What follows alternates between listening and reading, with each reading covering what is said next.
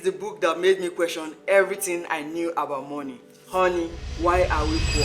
From how to make money, manage money, save money, down to how to even know your money personality, this book taught me. I know you must have seen so many books about how to make money and have watched countless videos about how to, become rich. I've also done the same, or I've even done more.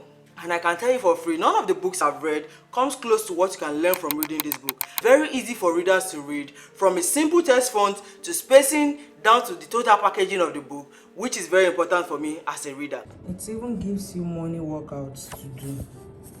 Like after every chapter, you get a money workout, and this helps you to question yourself and know where you currently are, based on the chapter and what it is talking about. And this book alone I've read countless times because of how easy it is for me to read it. So I will urge you to go and read the full book yourself after watching this video. So in this video I'm going to be sharing with you some of my favorite points in this book that entirely changed how I view money and how I can make money my servant rather than allowing it be a master over me. So if you're interested in learning how to take advantage of your abilities to make money and get out of the rat race, then keep watching this video. So for the very first point I could take out of this book, treat money like a servant ready to do your bidding. So in the first chapter of this book, Steve Harris likened money to two things. One as a servant and the second one as a woman who should be treated with respect. This one I love so much. But first, as a servant, he said money should be treated as a servant because just as in the Bible, money answers all things. Ecclesiastes 10:19. And for money to answer all things, first it has to be submissive to you. Therefore, we can say it is a servant. For example, imagine your monthly salary, which comes at a particular time of the month. You find that if you don't have a laid down plan for this money, you end up spending it however you like because you did not prepare a budget ready for you to do your bidding. So you basically make money your servant by making it take on your planned activities. But let's say on the other hand, your salary comes, then you start spending it without having like a laid down plan for it. This money turns on you making money your master, and then you start spending on things that are not very necessary at that particular moment. So since money has no leadership capacity, we now find ourselves spend money on things that just gives us instant gratification. Then when your eyes are clear, you realize that all your money is gone. Like, where did my money go to? But if you had a budget, you are most likely to take care of the important things first before you start spending on things you want. Secondly, he likened money to a woman, in the sense that if a woman sees you have a vision as a man and a strategic plan for your future, even though she's not where she wants her partner to be, she's not satisfied with the condition, she's more likely to stay with you because you show her love and respect. But reverse the case, if you treat the same woman with disrespect, no matter how bright your future may be, she will dump you. This is the same thing with money. If you treat money with respect and have a plan for it, it will do your bidding. Let me end this by telling you my favorite quote from this book. When you don't have a plan for money, money will plan for you. This is very true. We must have seen it in several cases. For myself, I have a budget of how I've spent the last year's salary from the full year. I have it written down, I have it on my notes, and it's very important that you have a budget down before you can start spending your salary, because it is very easy for you to go off track. You now find things that will just grant you instant gratification because you did not have a plan laid down for this money. So making money your master at the end of the day. So if you don't want money to be your master, it's better you have a laid down plan of how you are planning to spend your monthly salary, and when you put everything in place, then you can start spending on the things you want, not necessarily the things you need, because you have already taken care of the things you need before you now start using the remaining for the things you might want. The book was not just basically teaching you this. He used like a real life story to depict these lessons you can learn from the book. And one of the characters in the book is a lady called Tolu, a former colleague of like one of the main characters of the book, and they had not seen for the last 3 years, only for them to bump into each other in a shopping mall and was catching up. That was when the main character found out that this Tolu lady had lost her job just 3 years into her career because of one thing that happened in the office. So that one basically felt like her career was cut short and had to go and start a company of her own. So she learned so many lessons and talked to her friend about these lessons. If you are the one in this same situation, it will be very important you take a thing or two from this, because Tolu's story made it was very relatable for anybody who works in like corporate environment. You are not your own business owner, so anything can happen to you, because her career was cut short 3 years into the career. You can imagine that. Like, where do you start from? This was all because she never knew that, something like that can happen to her, and she never took advantage of the opportunities that were presented to her in her company. So it is very important that, when you are in any place, let's say you are working in a corporate space, let's say you are working for somebody, basically, it is important that all the opportunities in that company, you should take advantage of them, from the savings to the investment products available.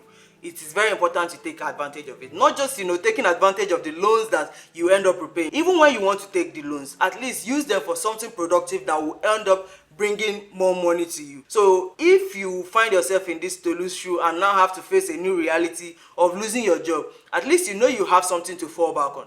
But if you never took advantage of the opportunities that were presented to you in your company, because you're only looking out for the loans, the big ones that will make you to start spending on things that will just give you instant gratification, you find that you don't even end up gaining anything from working in that company. So if it's to start saving, at least start saving small, or even at least when you are about to take loans, or maybe because the loans have lower interest compared to outside, use the loans to create another opportunity that will help you double that loan or even triple it. Because if you invest it, you are more likely to reap the benefit of investing that money or that loan you must have gotten. So try to always take advantage of the opportunities that are presented to you in any place you're working in. Don't set your life up in a way that you end up living paycheck to paycheck. Instead of splurging on things that that feels like a great deal, buying clothes, shoes, wigs that you don't necessarily need at the moment, but because you feel you are getting a great deal for them, you end up buying them just because they look pretty, or you just want to prove that yes, you can afford them. So take advantage of the wealth creating options that are right in front of you, that can help you get better returns on your investment. And remember, when you don't plan for money, money plans for you. So look into the opportunities you have around you today and take advantage of them. So in the third chapter of the book, the author talks about having 3 levels of security when it comes to managing rainy days. That rainy days when you are in need of cash. The first level is basically talking about the shower cap, the second level the umbrella, and the third level the boat. These are not things that you would think of on how to, you're not liking them to how to make money, but it was very easy for me to understand. So in one way or the other, we're all guaranteed to have rainy days, right? But what is important is how much cover do you have for these rainy days?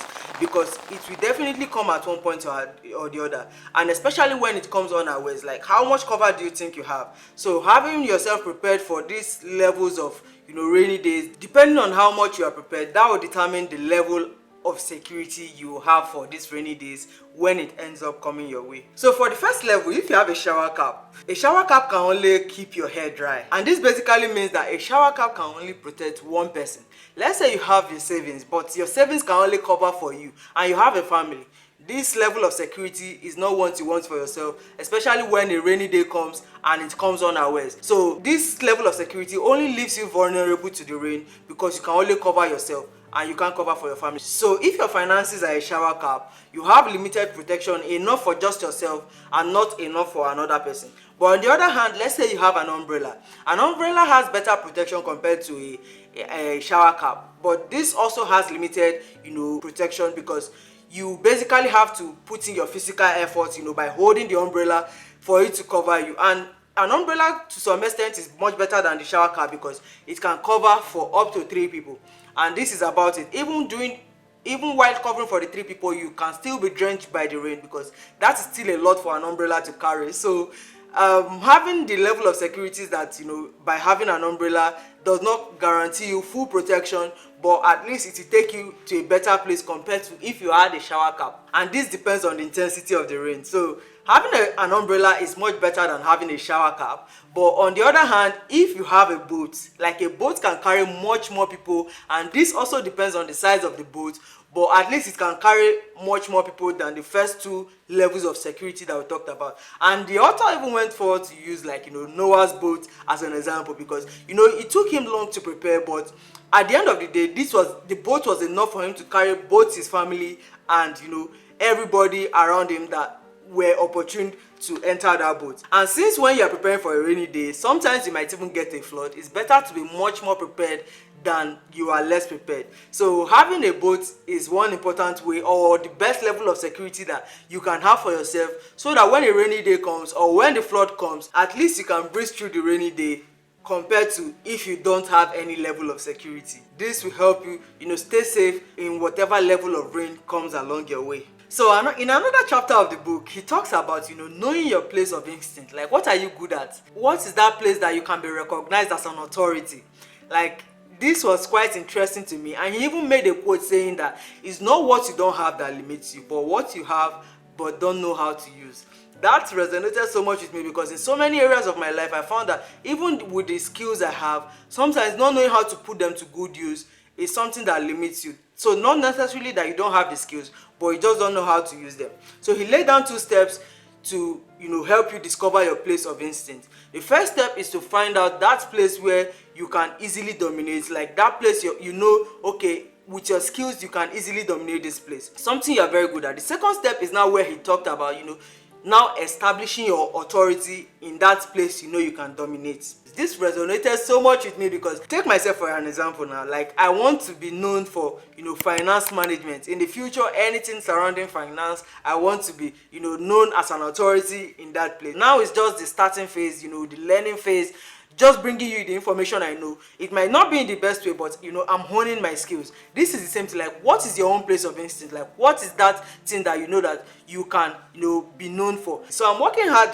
just bringing you this knowledge, learning how to hone my conference skills, how to talk to people, and just looking into the camera and talking to you. These are some ways that I'm trying to groom myself, so that when they talk about finance management, who is an authority in this area, who is the king in this area, I can be called upon, because I've been able to hone my skill. And when you get to this point, people now recognize you as a solution provider, and now your name begins to stand for something. So over time, you now create a branding, or you now have a following that due to your track record, people have now recognized you for this particular thing, and now start making good money from it. Let's say now, apart from my my finance skills, or what I feel I know about finance and what I'm trying to know, like currently in my workplace, you find that whenever we need to do anything concerning videos, like they call upon me now, because I was able to do a good job one time that they called upon me, and I find it very interesting that they always think about me whenever they want to do anything concerning editing or videography and whatnot. And I'm so happy about that, because I'm becoming like a force to be reckoned with in that area, at least within my immediate environment. So at least people know me for these things. What can they know you for that you can take advantage of?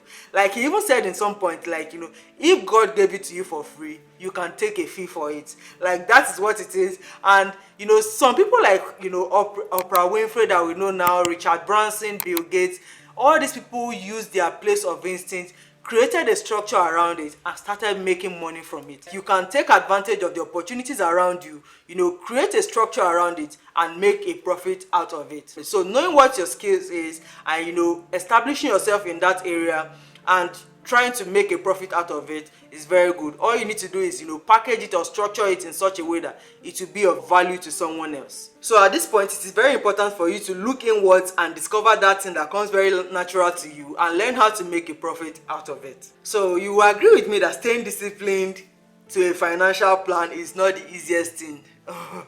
Like, yes, every one of us understands that this is not a very easy thing, and it's a lot harder than we are made to understand. That having a financial plan and being disciplined is harder than they make us believe. And in the book, the author wrote up that one of the ways to take care of this problem is to name your money.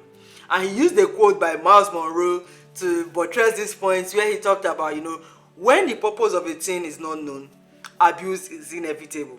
With this, so he was basically talking about naming your savings account. Let's say you have several savings accounts, but if you don't have a name to each of them, like what is this account for, what is that account for, you are more likely to abuse each of these accounts. You now turn it to like your current account rather than your savings account. And we all are very guilty of this, making our savings account look like a current account, because we keep dipping into it, because we don't have a name, or we don't have a specific role for that accounts for you to perform for you. Let's say you have children, you're supposed to save for school fees, but you don't have a specific account tied for your children's school fees. You find that you can easily use it to go for grocery shopping, you want to buy this, because you now feel like, okay, I will take care of the school fees later, you now dip into this account. But if you had a name for this account, or if you kept it for this particular purpose and decided, okay, this account is just for school fees, you are most likely not to want to dip into it, because you already have a goal for it, you have a name tied to that account. So that is the same thing the author is talking about in this part of the book. It is very important that what is this account tied to, and especially knowing the fact that it is said that the way you save when you are earning 100,000 is the same way you will learn how to better manage 1 million, because you have created a habit around your money. You have made your money to know that it is your servant rather than allowing it to be a master over you. So basically, true wealth is determined by not just how much you earn, but how much you keep. So having this in mind, we can both agree that the idea of naming money to achieve your goal makes it easier for us to be disciplined in our savings. So because even if you earn a good money, and if your take home money does not take you home, then you are basically like back to square zero, because it all circles back to, if you don't have a plan for money, money will plan for you. It is very easy for you to go back to where you started from, because no matter how much you earn, if you don't know how to keep a portion of it, if you don't know how to budget, it is very easy for you to lose track. And especially because money is a mindset. You see, like, the difference between a rich person and a poor person today is very easy for you to see, because a rich person would think about how you can put this money to good use to create more money. But you find a poor person, even when they earn money, you find that they easily go towards liabilities, while a rich person will more likely go towards having an asset for it to double that his income, and then overall use what he gains from that asset that he had invested in to now service his liability. But a poor person will dive right into buying liabilities instead of thinking like the rich will do, getting an asset before that your asset will now service your liabilities. This fact can be seen in the part of the Bible where it even said, like, as a man thinks, so he is. You now have to choose where you belong, whether you want to start putting all your money into liabilities, or you want to invest first and then allow your asset to now service your liabilities. So sometimes there are some things that can be considered both as an asset and as a liability. Let's say, take for example, now you buy a car. If you buy it for yourself, you are most likely going to have the need to service it, maintain it. So this is basically bringing money out of your pocket. You are taking money out of your pocket to service this. So that car is considered a liability. But on the other hand, let's say you buy a car and you put it on hire purchase, and you find that this is bringing money into your pocket. So when that asset brings money into your pocket, now you can use it to service your liabilities. So these are two scenarios that can help you understand if you're a poor person or a rich person, because the difference is in how they think about money and how they put it to use. So at the end of the day, like, there are so many other points you can learn from reading this book, and this book definitely made me to question everything I thought I knew about money. And because the book made it very easy for me to read, I was able to get all the points across, because, like, from the text font to the spacing, it made it very enjoyable for me to read, and I believe it will do the same for you. So just try and grab a copy of this book and try to read it. It is very insightful, and apart from the points I talked about in this video, there are so many other points you can learn from reading this book, and it is very important to read it for yourself to digest it. It goes in the form of a story while giving the points across. And at this point, I think I might chip it in, because I feel like authors need to emulate this particular book, in the sense that it was very easy for me to read, and it can make readers want to read it countless times. So these are some of the things I learned from this book that were very insightful, or that made me question everything I thought I knew about money, and I believe it should do the same for you too. So it is very important to try and read this book. So I'll see you guys in my next one. Please make sure to click that like button, subscribe, and join the family for more talks about finance, for more talks about our insecurities, and all that juicy stuff. Bye.